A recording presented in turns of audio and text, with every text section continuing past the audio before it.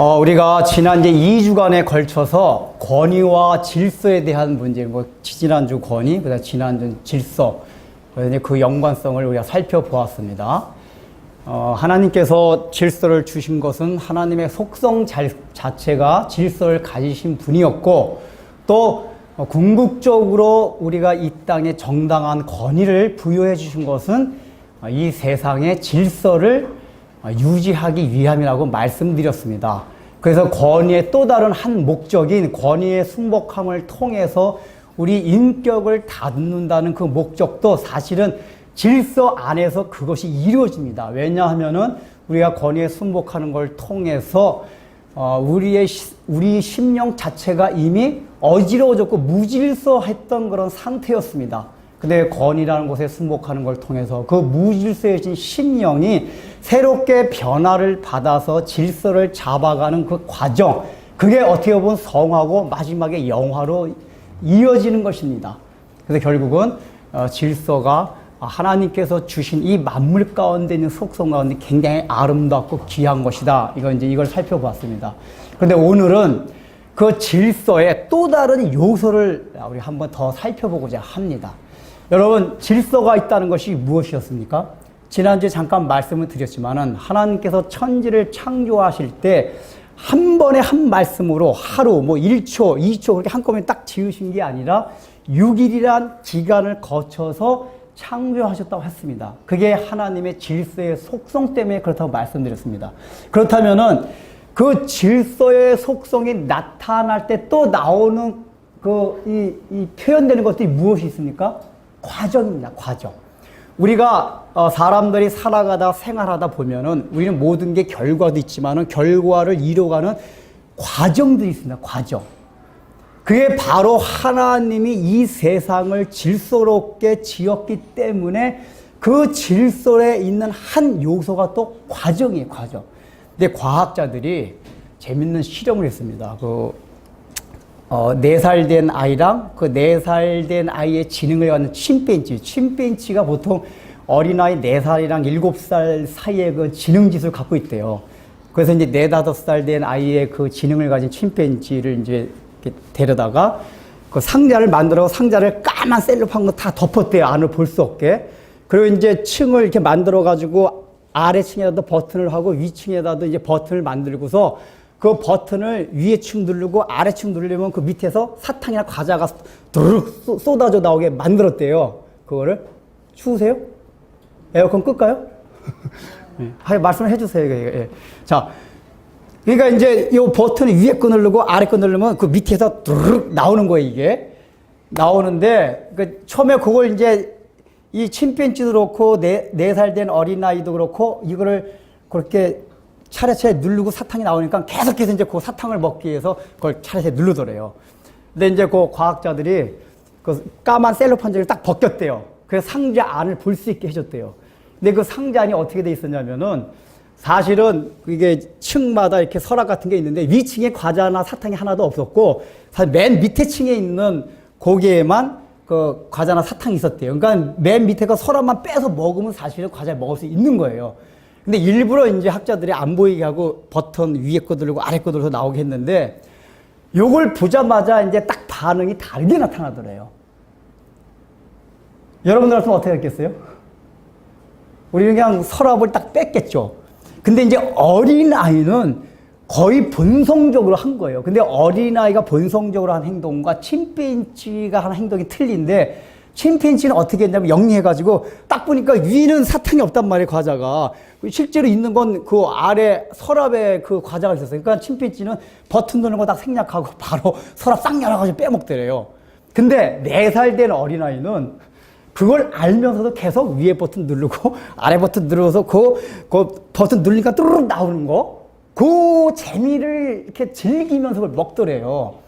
이거 무슨 학자들이 뭘 생각했냐면, 침팬지와 다른 우리 인간에게 있는 속성 가운데서 과정을 즐기는 그 인간의 속성이 있다. 어른들 같으면 그렇게 안 했을 거예요. 근데 아이들은 원래 본성적으로 하기 때문에 그 아이들이 한 행동이 원래 인간이 갖고 있는 고유한 속성들이란 말이에요.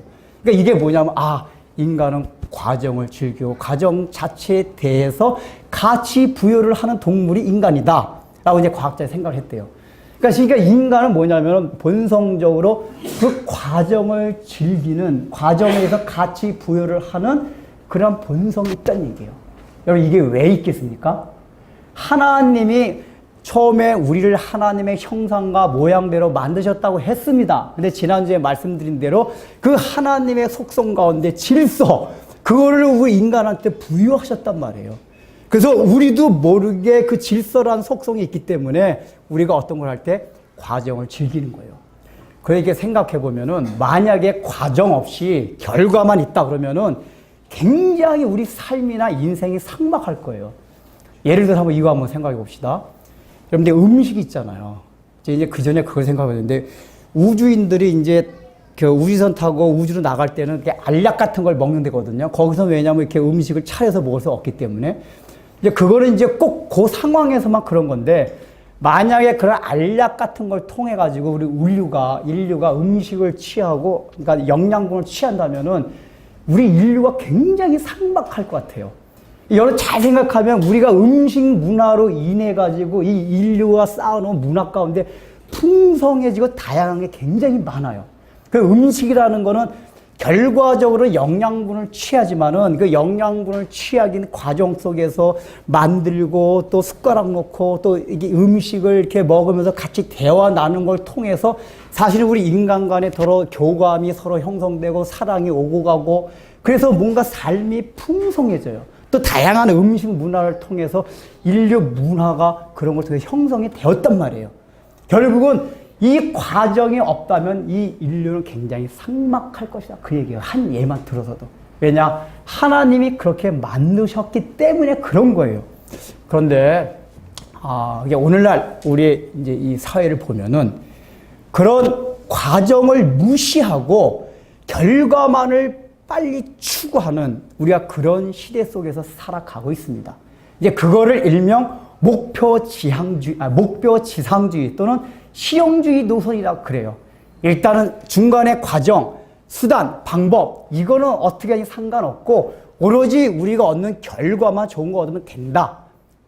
이런 거에 우리가 굉장히 익숙해져 있습니다. 그래서 지금 우리 사회에서 일어나는 모든 병리 현상들, 이런 많은 사고들, 세월호 같은 그런 많은 사고들, 거기 밑바탕에 깔려 있는 의식이 무엇입니까? 여러 가지가 총체적으로 원인 분석을 하지만은 그 밑바탕에 있는 것 중에 안전 불감증 이런 게 왜 생기냐면 우리가 워낙에 급속도로 경제 성장을 이뤘어요. 그러니까 급속도로 경제 성장을 이뤘다는 얘기는 굉장히 결과에 치중했다는 얘기입니다. 그러니까 어떤 경제 성장의 결과를 얻으면서 그 결과를 얻기까지의 과정도 중요시 여겼던 게 아니라 그 과정엔 가치 부여를 안 했어요. 여러분들 똑같이 경제 성장을 했어도 서구 사회와 우리 개발도상국이 이룬 그 성장이 틀려요. 그러니까 서구 사회는 200~300년 동안 통해서 점진적으로 경제 성장을 이루었기 때문에 그 사람들이 정신까지 함께 선진국적인 그 사고방식이 있어요. 근데 이게 급속도로 경제 성장을 이룬 나라들은 그 정신이나 문화는 그 경제 성장을 따라가지 못해요. 대부분 과정을 무시했기 때문에. 그러니까 우리가 지금 우리 사회에 있는 그 병폐 현상 중에 그런 목표 지상주의나 실용주의 노선 때문에 그런 일어나는 현상이 굉장히 많다는 얘기입니다. 근데 사실 이 실용주의라는 게 일반적인 관점에서 볼 때는 꼭 나쁜 것만은 안 해요. 그러니까 우리가 보통 이렇게 생활에서 저도 굉장히 실용성을 추구하는 사람입니다. 뭐 옷을 산다든지 무슨 물건을 살 때 이게 어떤 디자인이나 뭐 멋있고 고상하다 이런 차원보다는 이게 얼마나 옷이면 얼마나 질기냐 뭐 이런 것만 보는데 저 같은 경우. 근데 같은 옷을 사도 여자들은 그렇지 않잖아요. 질긴 게 아니라 그러니까 실용적인 차원보다는 얼마나 예쁘고 뭐 여러 가지 다양한 측면을 봐요. 근데 사실 이제 이 생활면에 있어서는 실용성을 추구하는 게 더 좋을 때가 많아요. 이게 이제 같은 서양권이라도 미국과 유럽이 틀린데 유럽 사람들은 좀 고상한 걸 추구하고 미국은 실용성을 처음부터 추구해왔습니다. 그래서 실용주의 프래그마티즘이 미국에서 발달된 그 이 사상 철학이에요. 근데 똑같은 그 유럽 사람인데 왜 미국에 그게 실용주의가 발달됐냐면은 미국 사람들 처음에 개척을 해야 됐잖아요. 그 개척을 하는 황량한 데서 뭐 멋부리기를 사실 그런 그 정신이 없었을 거예요. 유럽 사람들 이미 세팅이 돼 있는 사회였고 미국은 개척 사회이기 때문에 세팅이 안 돼 있기 때문에 일단 생활에 필요한 것 그것만 얻기 위해서 실용성을 추구했어요. 그래서 제가 볼 때는 그런 실용성을 삶에서 추구하는 그건 참 좋은 것 같아요. 뭐 꼭 좋은 것만 여자들 입장에서는 꼭 예를 옷을 고를 때 꼭 좋다고 볼 수는 없지만은 비교적 하여간 실용성 자체는 나쁜 건 아닙니다. 근데 중요한 거는 이 실용성이 저 발전돼서 그게 이념, 신념, 주의로 되면 실용주의라는 하나의 철학, 사조가 돼버려요. 실용주의. 그래서 보통 실용성을 추구하는 데서는 그저 삶에서 내 실제 생활에 필요하냐 필요하지 않냐 이것만 따졌는데 이 실용성이 더 발전돼서 신념, 이념 이렇게 돼버리면 실용주의가 돼서 이게 어떤 식으로 변절되냐면은 어떤 결과물을 얻기 위해서 거기에 수고되는 과정, 방법, 수단 이런 것들은 어떠하든지 상관이 없고 좋은 결과물을 얻으면은 수단과 방법도 다 정당화가 되는 거예요. 합리화가 되는 거예요. 이런 게 실용주의란 말이에요. 꽁 잡는 게 매다 그 얘기예요. 뭐 그 흰 고양, 이게 이제 이념에서 처음에 발전시킨 사람이 등소평이에요. 검은 고양이든 하얀 고양, 흰 고양이든 쥐만 잡으면 되지 않냐. 그래서 자본주의 요소를 끌어들인 거예요. 근데 우리 이제 자유주의 입장에서는 등소평이 그렇게 하는 게 좋지만은 원래 공산주의 원조들에서 볼 때 그게 참 안 좋을 거라고요, 보나마나. 왜냐하면 그거는 신념에 대한 배반이에요. 그러니까 이게 이미 등소평이 그런 정치적인 이념으로 실용주의 노선을 선택했을 때는 공산주의 노선을 어느 정도는 이미 희석시킨 거예요. 버린 거예요. 그러니까 이게 이제 신념이나 이념화가 될 때는 이 생각, 근본적인 원리가 희석이 돼요. 좋은 결과만 나타나면. 근데 이게 사실은 오늘날 우리에게 팽배해져 있어요. 그래서 이런 실용주의 철학과 목표 지상주의, 어떻게든 목표를 꼭 이루어야 된다. 그러니까 목표 지상주의라는 거는 목표를 혹시 우리가 이렇게 목표를 하고 다름질 쳐도 못 이뤄도 어쩔 수 없다 하는 게 아니라 어떤 수를 써서든지 반드시 그 목표를 이루어야 된다 하는 게 목표 지상주의예요. 그러다 보니까 어떻게 되죠? 좀 그 과정이나 수단 같은 건 조금 뭐 이렇게 불합리하고 나쁜 게 있어도 그냥 눈 감아주고 오히려 그런 과정상에서 나쁜 게 있었어도 좋은 목표만 우리에게 보여주면은 그건 다 합리화가 되고 오히려 그걸 이룬 사람들을 칭찬해주는 그런 우리가 시대 속에서 살아가고 있습니다. 그래서 사람들이 다 너도 나도 목표를 이루기 위해서 수단과 과정은 다 무시해요. 근데 중요한 거는 이 사회에 흘러가는 그런 실용주의 노선, 목표 지상주의 이런 노선과 신념들이 우리 교회 안에까지 들어와서 우리 성도들에게도 굉장한 영향을 미치고 있다는 얘기예요. 그 가만히 우리 교회를 잘 살펴보면은 그런 실용주의 노선, 하나님을 위한 것이라면 하고 그 하나님의 영광을 위하는 수단, 방법, 과정 이런 거는 성경적이지 못한 방법을 할 때가 굉장히 많이 있습니다. 오늘 읽은 본문이 그걸 아주 극명하게 드러내는 그런 본문입니다. 자, 오늘 본문을 보면은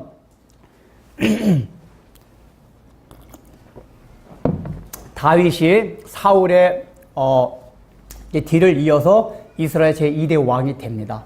다윗은 왕이 됐을 때 신정국가, 정말 하나님이 통치하시는 국가를 생각하고 왕이 됐기 때문에 왕이 되고 이 영토를 통일하자마자 첫 번째로 생각했던 게 뭐냐? 그 당시에 구약에서는 하나님이 실제로 임재하셨던 하나님의 상징인 법궤를 바로 다윗 성으로 모셔오고자 했어요.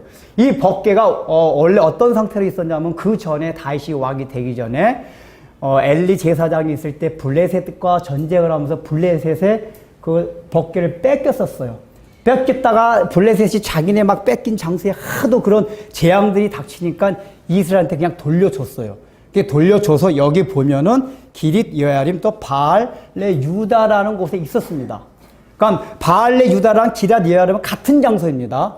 그러니까 기럇 여야림이 바알레 유다의 옛 이름이 옛 이름. 그러니까 여기 성경 보다가 왜 여기서 2절에서는 바알레 유다로 나왔고 그다음 7절에서는 또 기럇 여야림이 나왔을까라고 생각하지 말고 그거는 우리가 오늘날도 지명이 한참 지나면 다르게 말하듯이 바알레 유다가 바로 다윗 왕 때 지명이었고 그 훨씬 전에가 기럇 여야림이었어요. 그러면은 이제 거기 지금 이제 아미나답의 집에 법궤가 있었습니다.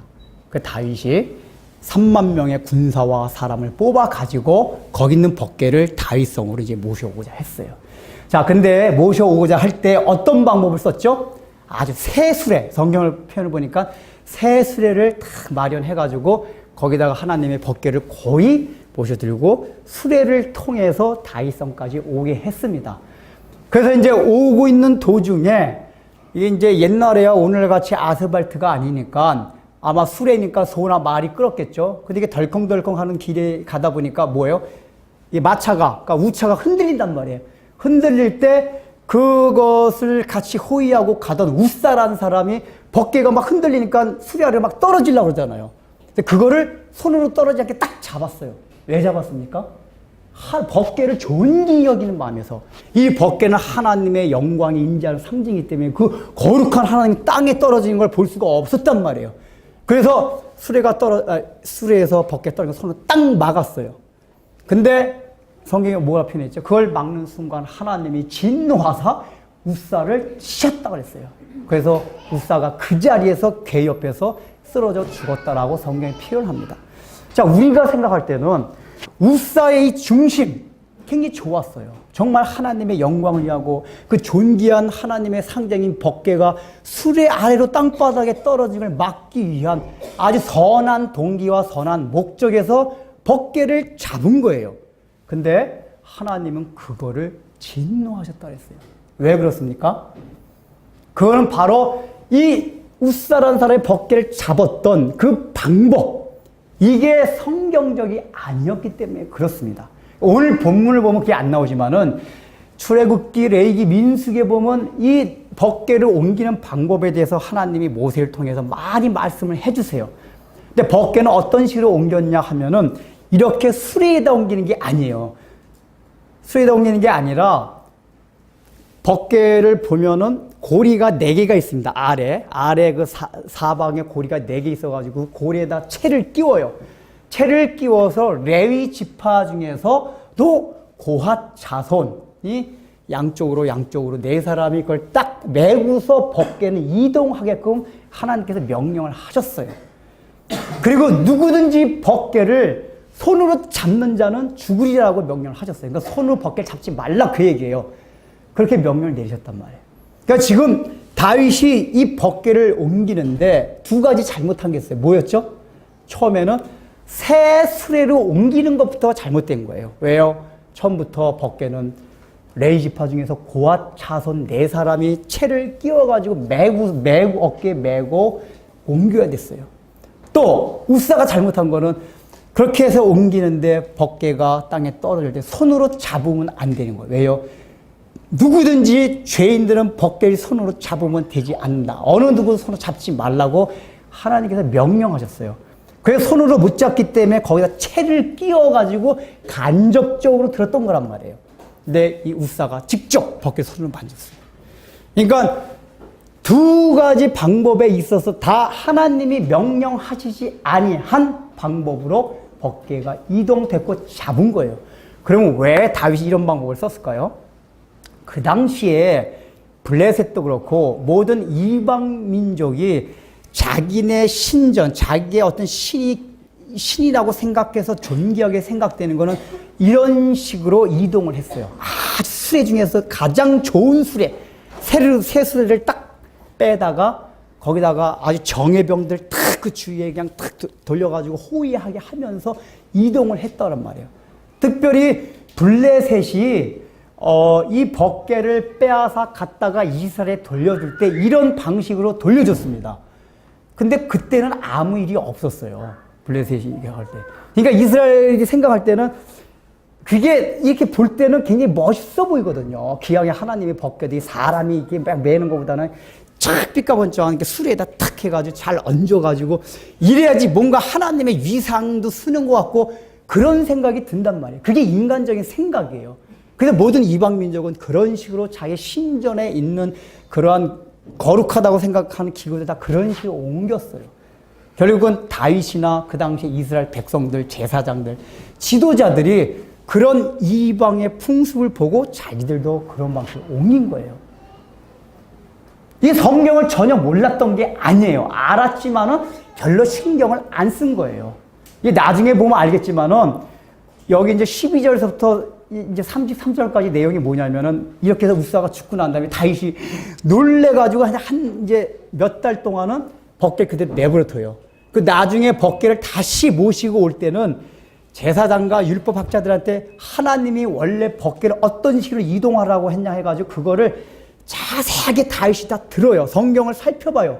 그게 이제 역대상 15장에 보면 24절을 통해서 할애하면서 자세하게 말해요. 그만큼 다윗이나 그 뒤에 이스라엘 백성들이 다음에 벗개를 모시고 올 때는 하나님이 원하시는 방법이 무엇인가 이거를 극도로 신경 써서 벗개를 모시고 왔단 얘기예요. 근데 이때만 해도 그런 신경을 쓰지 않았어요. 그래서 하나님한테 죽임을 당했단 말이에요. 이 얘기는 뭐냐? 우리가 생각하는 것처럼 목적이 정당하면, 즉 목적이 우리 예수 믿는 사람들 하나님의 영광을 위하는 것이고 선한 목적이라면은 좀 수단과 방법, 과정 같은 걸 거치지 않는다 해도 괜찮을 것이다 라고 생각하는 그 자체가 엄청나게 위험한 요소요. 하나님 앞에 진노를 받을 수 있다는 걸 생각하라는 거예요. 근데 우리가 그런 걸 생각하지 않아요. 일단 우리 교회 안에서 봅시다. 오늘날 우리 복음주의 교회 안에 이런 현상이 많습니다. 이게 뭐냐면은 요새 이제 우리 교회 그 성장 세미나 같은 데를 가보면은 그런 강사 목사님들이나 이분들이 뭘 얘기하냐면은 이 기본 전제가 여기 교회에 와서 앉아있는 사람은 소비자다, 소비자다. 소비자. 그 다음에 목사는 소비자들한테 상품을 판매하는, 그러니까 복음이라는 상품을 판매하는 사람, 판매입니다. 그러면은 우리가 마케팅 기법이 있잖아요, 마케팅. 이게 경영학적인 원리를 교회, 이게 목회에 도입하는 거예요. 그래서 이 마케팅의 기법은 뭐냐면 소비자가 원하는 게 뭐냐, 이거를 살피라는 거예요. 실제로 회사나 장사를 하려면 그래야 돼요. 이 동네 소비자가 원하는 게 뭐냐. 그래서 소비자들의 원하는 성향을 다 조사합니다. 그래서 이 상품, 우리가 팔고 있는 복음이야 상품을 그 소비자의 기호에 맞게끔 포장을 해요, 포장. 포장을 해서 팔라 그 얘기예요. 그래서 그래야지만이 그 사람들이 그 포장을 보고 이거 예쁘게 생겼네, 이 상품. 그 내용은 뭔지 잘 몰라요. 이 복음의 내용이 엄청난 건데 일단 예쁘게 아주 이렇게 막 구미가 당기게 이렇게 포장을 해서 팔아야지만이 소비자들이 몰려온다 그 얘기예요. 즉 교회가 성장한다 그 얘기예요. 근데 그게 교회 성장학의 관점에서 보면 맞는 얘기예요. 그렇게 해야 돼요. 저도 모르는 게 아니에요. 딱 보면은 사람들이 뭘 좋아하는 게 알아요. 설교를 해도 어떤 설교를 해야지 사람들이 좋아하는 설교를 제가 알아요. 저도 그런 유혹을 받을 때가 있어요. 근데 하나님이 말씀해 주신 건 뭐냐면 신약 성경을 통해서 구약 성경을 계속 말씀해 주신 건 복음엔 일절 가감을 하지 말고 복음을 희석을 시키지 말라 그래요. 원색적인 십자가의 복음, 천국과 지옥, 새빨간 십자가의 피가 있는 이 복음, 이걸 사실 그대로 전하는 거예요. 이게 대표적인 게 사도행전에 보면은 사도들이 복음을 전할 때 여러분 설교 내용을 보십시오. 설교 내용이 다 뭐죠? 천국과 지옥과 심판과 예수님의 피에 대한 것만 설교했어요. 오늘날 같이 리더십이 어떻고 여러분들 힐링, 힐링. 우리가 삶이 공고하지 않습니까? 교회로 오십시오. 쉼을 얻을 수 있습니다. 물론 이런 구호는 좋을 수가 있어요. 근데 사실 여러분 복음을 딱 받으면 쉼도 있지만은 우리에게 엄청난 영적 전투가 사실 일어나요. 근데 이제 목사님들이 생각할 때 이걸 처음부터 얘기해주면 교회 올 사람이 아무도 없을 것 같아요. 내가 오기도 그럴 것 같아요. 근데 지금 우리 교회가 뭐죠? 개혁주의라는 게 뭐라면은 신학 중에서 칼빈주의 신학을 그걸 목회에 적용하는 게 개혁주의 교회라고 그래요. 그러니까 이 개혁주의 신학의 특징이 뭐냐면 하나님의 주권을 믿어요. 그러니까 우리는 열심히 전도해. 여러분 열심히 전도해야 됩니다. 열심히 전도하고 교회 가자. 예수 믿어라. 이건 전도해야 돼요. 근데 믿게 하는 거는 우리가 아니에요. 우리가 열심히 설득하고 전도했기 때문에 믿는 게 아니라 하나님께서 성령을 통해서 그 사람의 마음을 움직여야지만이 믿게끔 돼 있어요. 근데 우리가 그 하나님의 주권을 신뢰하지 않으면 어떤 방법이 되냐. 그런 소비자. 야, 일단 교회 나와봐. 그래서 이제 사탕 발림된 복음을 전해준단 말이에요. 야, 예수 믿어봐. 복 받아. 얼마나 좋은지 알아. 직장 약 승승장구해서 올라가. 예수만 믿어봐. 이래가지고 복음의 진선을 일단은 딱 그냥 이렇게 풀어제치지 않고 사탕 발림된 멋있게 포장된 그런 복음만 막 전해주는 거예요. 그러니까 나쁜 걸 전해주는 건 아니에요. 복음을 전하는데 적당한 포장해서 사람들 해요. 근데 이런 식으로 되다 보니까 어떤 현상이 일어나냐 하면 오늘날 교회에 제가 어렸을 때와 오늘날 교회를 비교하면은 제가 어렸을 때만 해도 우리 한국교회 교인들의 희생정신이나 헌신도가 굉장히 강했어요. 그래서 옛날에는 개척교회를 하면 금방 부흥이 돼요. 왜냐하면 사람들이 개척교회에서 희생이다 이런 게 강했어요. 근데 요즘은 예수 안 믿는 사람이 개척교회 오는 것보다도 예수 믿는 사람이 개척교회 오는 게 더 힘들대요. 왜냐하면 이렇게 희생하고 싶지 않아요. 헌신하고 싶지 않아요. 그러니까 그런 헌신도나 희생정신에서 훨씬 떨어져요. 왜 그런지 아세요? 처음에 신앙을 입문할 때 처음부터 복음을 그렇게 받아들인 거예요. 복음을 통해서 내가 얻는 유익 이런 것만 듣고 이렇게 신앙생활 시작했지 이 복음을 받아들일 때 우리가 당하는 핍박, 환난, 손해 이런 얘기를 안 들었단 말이에요. 알려주지 않았어요. 신앙생활 하다가 막상 내가 복음 때문에 손해를 보고 복음 때문에 내가 희생을 하고 이러는 건 싫어요. 그러다 보니까 오늘날의 우리 복음의 능력이 사라졌어요. 원래 십자가 복음은 이 복음의 능력 하나 가지고도 이 세상의 모든 것을 감당할 수 있는 게 십자가의 복음이에요. 근데 여러분 오늘날 우리 예수 안 믿는 사람들은 고사하고 우리 예수 믿는 교회 다니는 사람들조차도 그 복음의 능력을 100% 신뢰하지 못해요. 여러분 스스로 그렇게 생각하지 않아요? 복음의 능력이 크니까 돈의 능력이 더 위력이 셉니까? 권력이 더 셉니까? 복음의 능력이 셉니까? 솔직히 말씀해보세요. 솔직히. 학벌의 위력이 더 셉니까? 복음의 능력이 더 셉니까? 우리는 교회를 다닌다고 하지만은 아니에요. 복음의 능력은 아니에요. 학벌이 더 강하고 돈이 더 강하고 권력이 복음보다 더 위력이 세요. 왜 그런지 아세요? 우리가 지금 복음의 능력을 맛보지 못했기 때문에 그래요. 초대교회 때 보세요. 이 제자들이 어떤 사람들이었습니까? 예수님 돌아가시자마자 겁에 질려가지고 문까지 잠궈놓고 벌벌벌 떨고 있었던 사람들이에요. 무식한 사람들이었어요. 근데 이 사람들이 예수님 부활하신 걸 통해서 복음의 능력을 맛본 뒤에는 로마 제국을 향해서 당당하게 복음을 선포했어요. 죽여라! 이 겁에 질리던 사람들이 그 정도로 나갔어요. 그 초대교회 때 있던 모든 성도들은 이 세상에 눈에 보이는 그것들 전혀 신경 쓰지 않았어요. 왜냐? 자기가 얻은 이 복음의 능력이 얼마나 크다는 것을 알고 있었기 때문에 그래요. 근데 오늘날 우리 한국교회뿐만 아니라 우리 그리스도인들 가운데 그런 복음의 능력이 있습니까? 없는 건 아니지만 찾아보기가 굉장히 힘들어요. 목회자나 평균 성도들이나 다 힘들어요. 그래서 같이 세상을 추구하고 해요. 원색적인 십자가 복음이 선포되지 아니하고 십자가만이 자랑되지 아니한 그런 시대 속에서 우리가 살아가고 있단 말이에요. 그러니까 교회가 그게 뭐예요? 실용주의란 말이에요. 이게 뭐냐? 그게 나쁜 건 아니에요. 그런 노선을 받아들인 게 나쁜 의도가 아니에요. 어떻게든지 교회를 부흥시켜야 된다. 그래서 하나님의 영광을 드러내겠다. 목적이 나쁜 게 아니에요. 처음에 그걸 그런 시장의 그 마케팅 기법을 교회에 들여온 건 나쁜 의도가 아니었어요. 왜냐? 오늘날 시대가 악해졌기 때문에 사실 예수 안 믿는 사람 전도하기가 너무 힘들어요. 그러니까 예배 시간에도 판토마임도 하고 연극도 하고 막 뭔가 이런 걸 해가지고 안 믿는 사람들로 하여 일단 부담 없이 하게 하자. 그래서 이제 예배를 자꾸만 이렇게 막 바꿔요.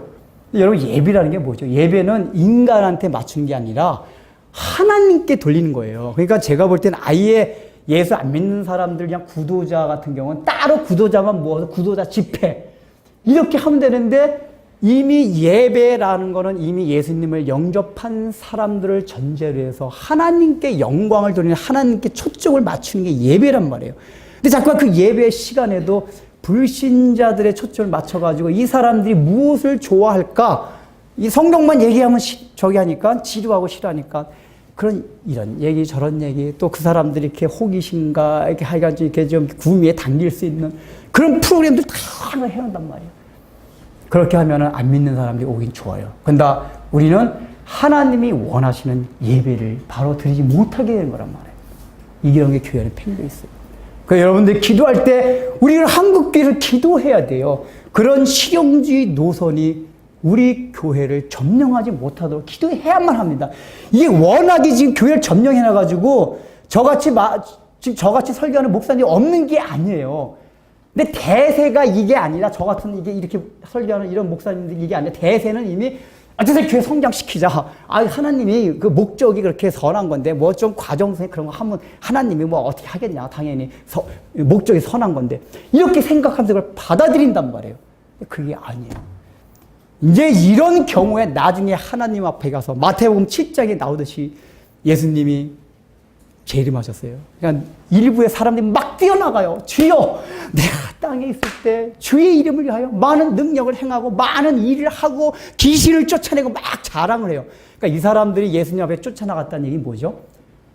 예수님이 상을 주실 줄 알고 쫓아나간 거예요. 선지자들이. 근데 예수님이 뭐라고 했죠? 불법을 행한 자들아 나를 떠나가라. 내가 도무지 너희를 알지 못하노라 그랬어요. 왜 그런지 아세요? 그 마태복음 7장의 내용이 무슨 내용이냐면은 너희가 나의 말대로 살지 아니하면서 열매는 없으면서 나를 입으로만 주여 주여 하는 자마다 다 천국에 들어가는 것이 아니라는 그 말씀을 하는 가운데 그 말씀을 해주셨단 말이에요. 그러니까 사역을 해도 하나님의 방법대로 하지 아니한 거는 나중에 예수님께서 재림하셔서 심판하실 때 아무것도 없다고 얘기해요. Nothing. 하나님의 방법, 예수님이 말씀해 주신 그 방법대로 하라 그 얘기예요. 우리가 경각심을 가져야 돼요. 자, 그러면 이것이 일반 우리의 성도의 삶에서는 어떻습니까? 여러분들도 우리도 이미 살아가는 방식에 있어서도 그런 게 익숙해졌어요.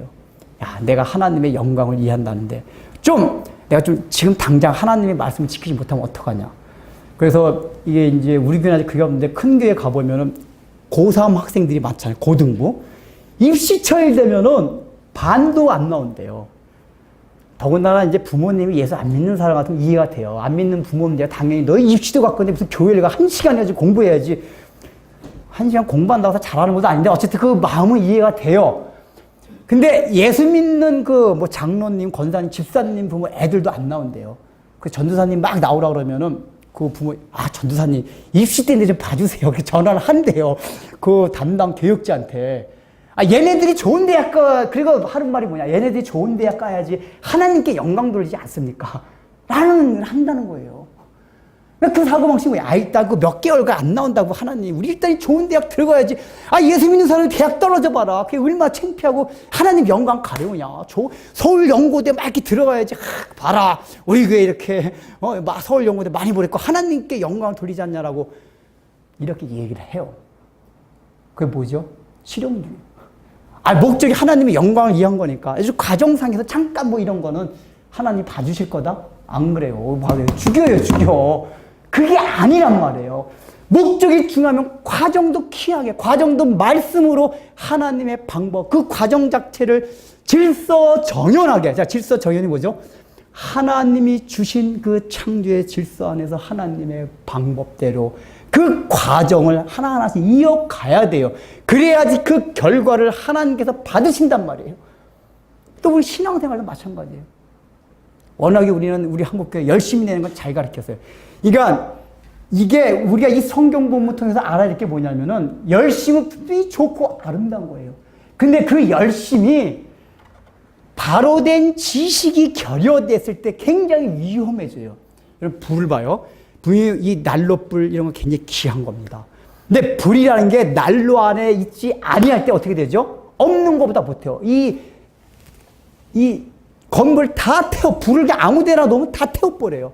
불이라는 거는 난로 안에 있어가지고 조절을 받아야지만이 우리한테 유익을 주게 돼 있어요. 부자는 열심 자체 중요한 거예요. 왜냐? 우리가 신앙생활 꼭 필요한 거예요. 근데 이 열심이 날로 틀 아니라는 그 지식 안에, 하나님의 올바른 지식 안에 있지 않을 때 우리의 신앙생활에 굉장히 잘못될 수 있다, 그 얘기예요. 더 위험해져요. 제가 여러분 계속 이게 교회 개척하면서 열심에 대해서 거의 강조를 안 했어요. 이거 잘 아셔야 될 게, 열심히 중요하지 않아서 그런 게 아니에요. 그거 중요해요. 근데 우리 한국교회가 워낙 여러분들 이 교회 오기 전부터 열심을 하도 많이 들었을 거예요. 열심히 봉사해라, 열심히 헌금해라, 이런 거는 강조를 많이 받았을 거예요. 그래서 제가 강조하지 않는 거예요. 중요한 건 뭐예요? 바른 지식. 그래서 그 열심히 올바른 방향으로 나아가야지만이 하나님이 받으신단 말이에요.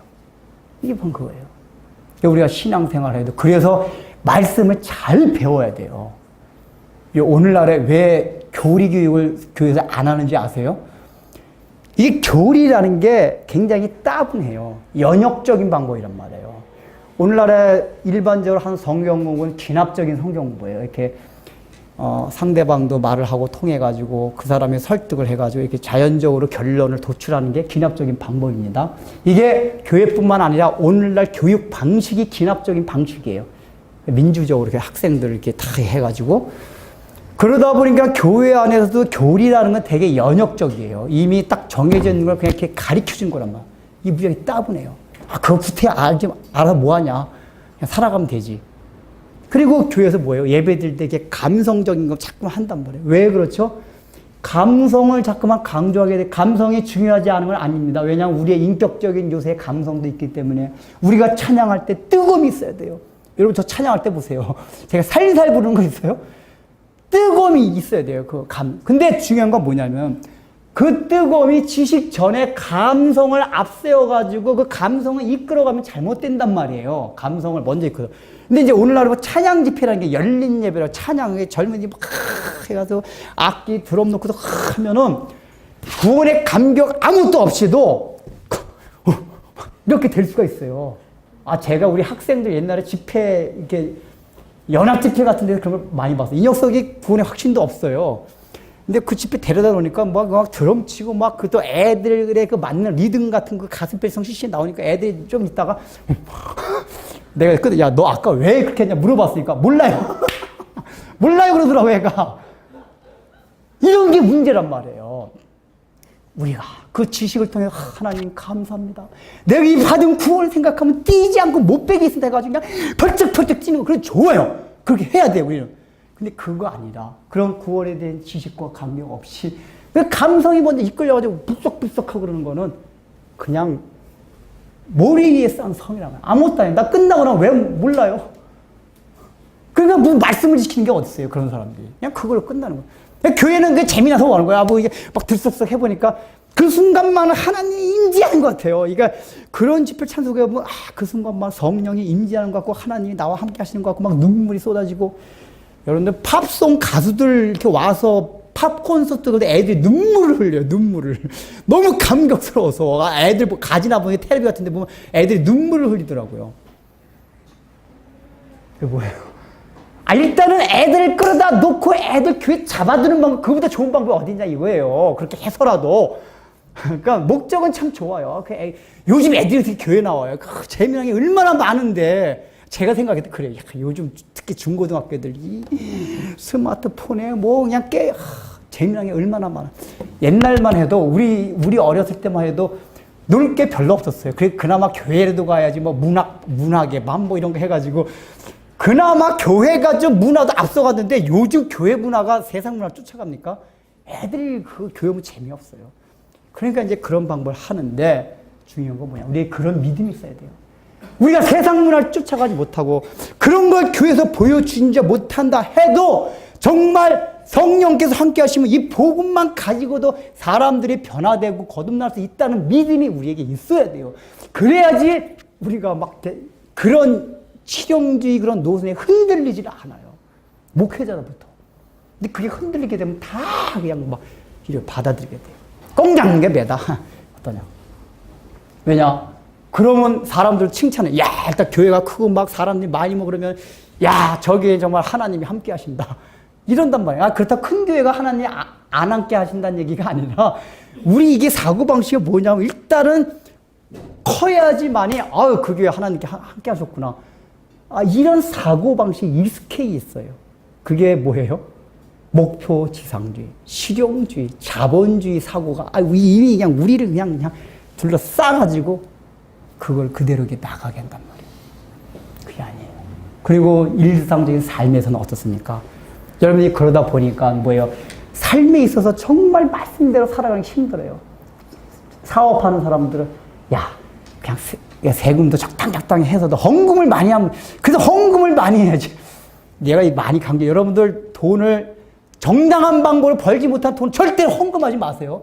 그거 하나님과 아무 상관이 없어요. 여러분들이 정당하게 하나님 말씀대로 살아서 들어온 돈만 헌금할 자격이 있는 돈이에요. 근데 그러지 않고 돈을 벌어서 하나님 내가 11조 많이 하는데 누가 11조 많이 하러 누가 여기 성경에 누가 얘기했어요. 액수가 중요한 게 아니란 말이에요. 근데 우리 그런 식으로 한단 말이에요. 우리가 벌어온 방법, 그 과정 자체가 하나님 말씀을 신실하게 벌고 거기에서 내가 감사해서 헌금도 하는 거예요. 또 우리가 헌금이 뭐였죠? 우리가 예배도 우리 자신을 드리는 거예요.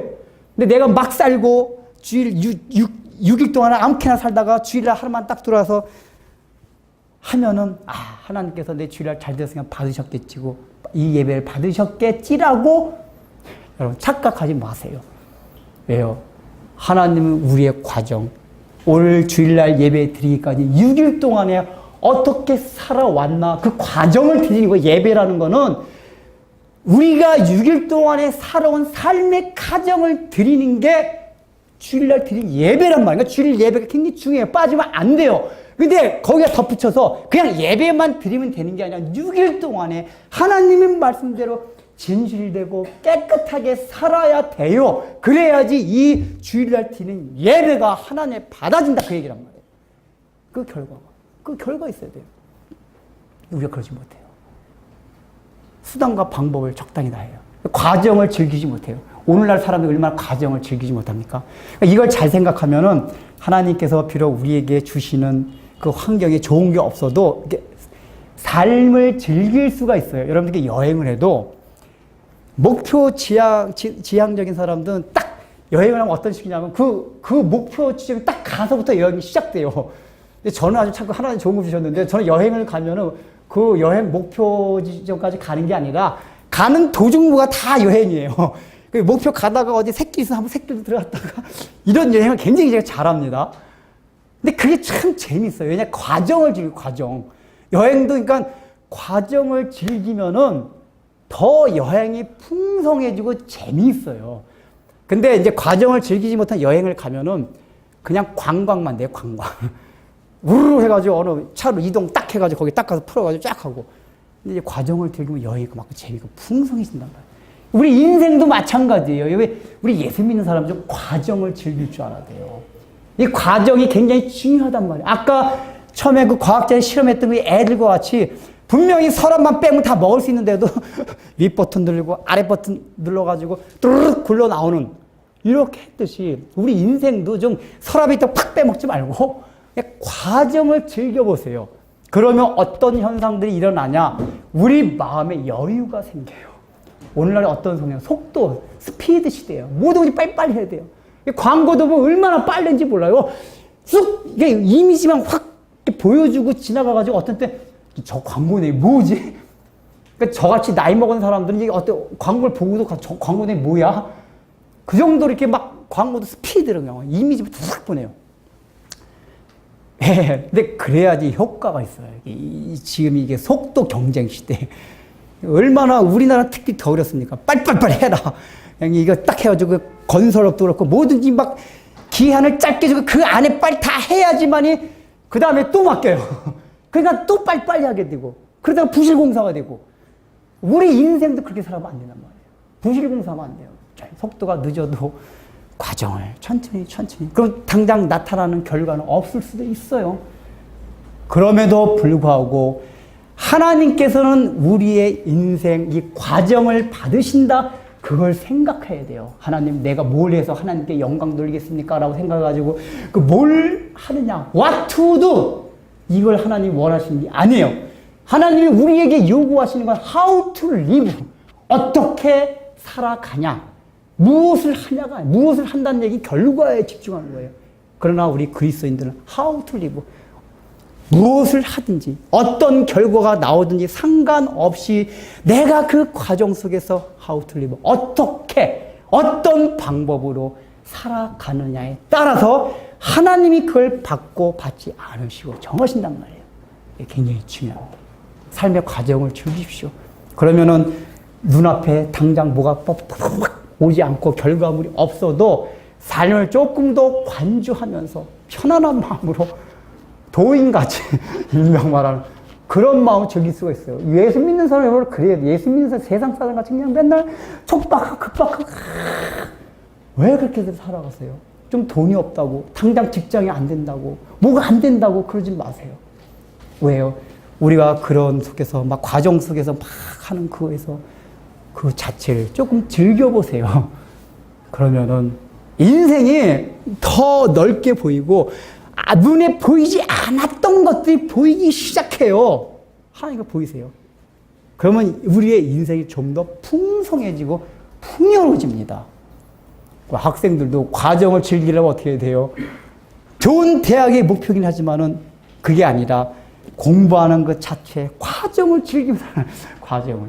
목사님 무슨 소리가 목표를 세워도 공부하기 싫어 죽겠는데 우리 이렇게 생각하죠. 과정. 하나님이 지금 나에게 맡기신 모든 일일들 이게 다 과정이다. 거기에 최선을 다하고 거기에 감사를 하고 그 과정에 가치 부여를 하고 살아갈 때 우리의 삶이 굉장히 윤택한 삶이 될 것입니다.